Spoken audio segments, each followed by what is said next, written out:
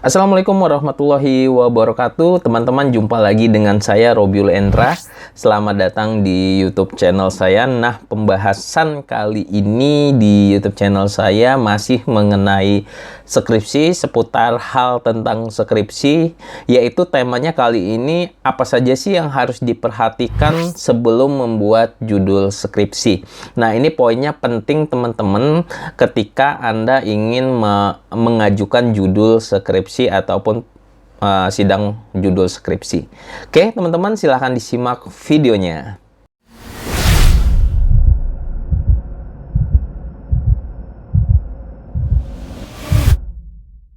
Baik, teman-teman semua, seperti yang saya jelaskan di video awal tadi, saya ada 8 poin atau 8 hal penting sebelum mengajukan judul skripsi. Tentunya konten-konten ini berdasarkan pengalaman ya, berdasarkan pengalaman saya sebagai mahasiswa, berdasarkan pengalaman saya sebagai dosen pembimbing, gitu ya. Nah, yang pertama, teman-teman, yang harus diperhatikan ketika Anda mencari judul skripsi adalah kemampuan Anda untuk mengerjakan topik skripsi yang kalian mau buat atau judul skripsi yang mau kalian buat. Nah, biasanya kalau di kampus itu pengalaman saya ketika teman-teman ingin mengajukan judul skripsi itu seperti latah dengan teman-teman yang lain. Jadi kalau teman-teman mengangkat tentang topik A, Anda secara nggak langsung ikut A. Padahal kalian tidak mengetahui apakah kalian bisa mengerjakan topik itu. Apakah Anda mampu untuk mengerjakan topik itu. Jadi, sebelum masuk ke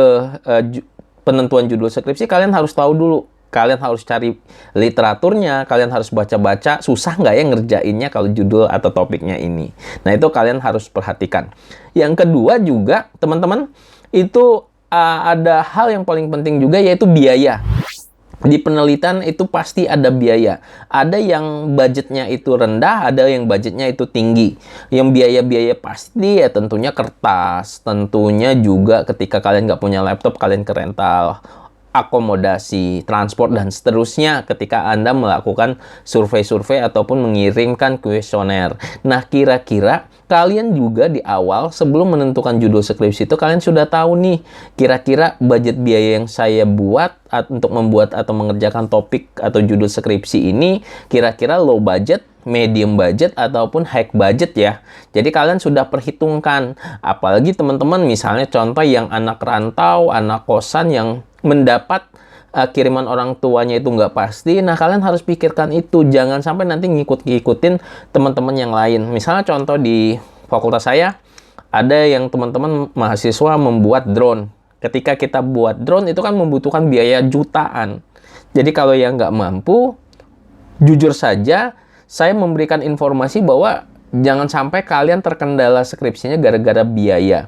Karena kalau terkendala dengan biaya, tentunya skripsi kalian tidak akan bisa jalan dan tentunya tidak sesuai dengan perencanaan lulus kalian.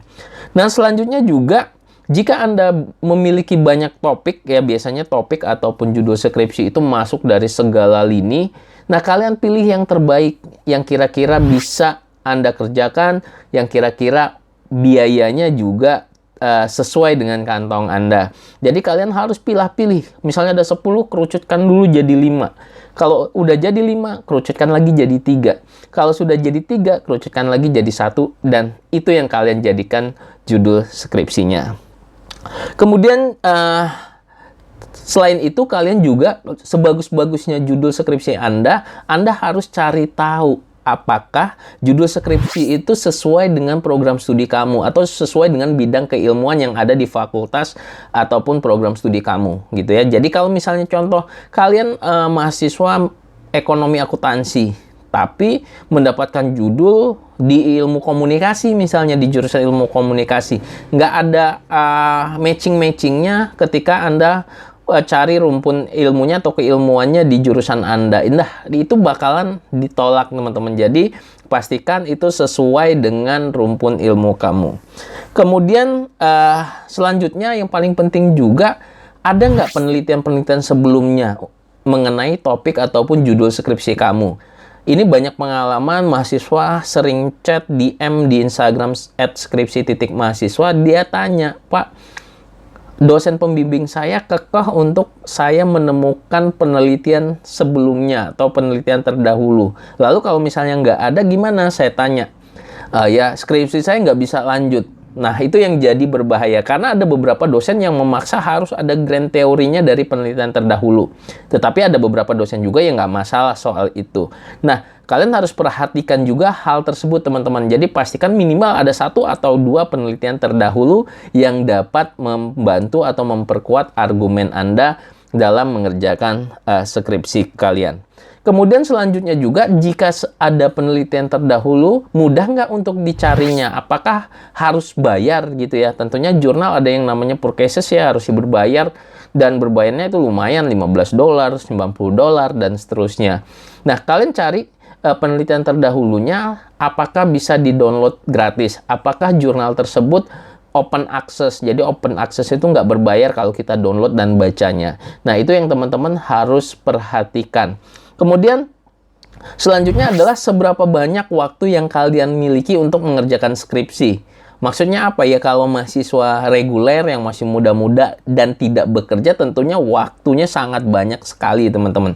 Tetapi berbeda kalau misalnya dengan kawan-kawan mahasiswa yang memang sudah bekerja. Jadi ada mahasiswa saya yang memang sudah bekerja, polisi, ada yang sudah bekerja di institusi pemerintahan. Mereka memiliki waktu yang sedikit. Jadi kalau misalnya kita memiliki waktu yang sedikit untuk mengerjakan skripsi, pilihlah topik atau judul yang tidak terlalu besar. Kemudian kalau bisa juga objek penelitiannya itu di tempat Anda bekerja.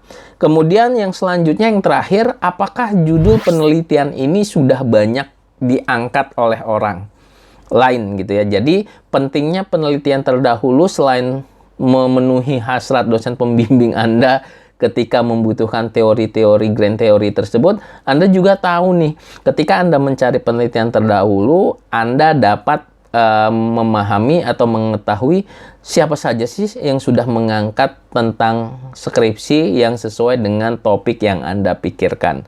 Jadi ini tips dari saya, teman-teman, kalau misalnya teman-teman ingin mencari atau melakukan pencarian topik atau judul skripsi. Jadi hal-hal tersebut yang harus diperhatikan. Nah, Pak Robi, kapan sebaiknya saya sudah memikirkan judul skripsi? Saran saya ketika Anda selesai di mata kuliah metodologi penelitian. Nah, itu sekitar di semester 6, kalian sudah mencari ngupas-ngupas tentang topik-topik penelitian, mencari jurnal-jurnal penelitian terdahulu, sehingga nanti ketika Anda bimbingan, kalian tidak bingung, tidak gagu lagi ketika ditanya sama dosen pembimbing skripsi kamu. Nah, mungkin itu saja, teman-teman, pembahasan kali ini, yaitu tentang hal-hal yang harus Anda perhatikan sebelum membuat judul skripsi. Mudah-mudahan konten saya bermanfaat buat teman-teman yang sedang mengerjakan skripsi. Kita ketemu lagi di video-video lainnya. Jangan lupa juga untuk subscribe YouTube channel ini, share, like, dan komen. Kalau mau diskusi bisa di Instagram saya di @robilendra dan juga @skripsi.mahasiswa. Kita ketemu lagi di video-video selanjutnya. Saya tutup. Assalamualaikum warahmatullahi wabarakatuh.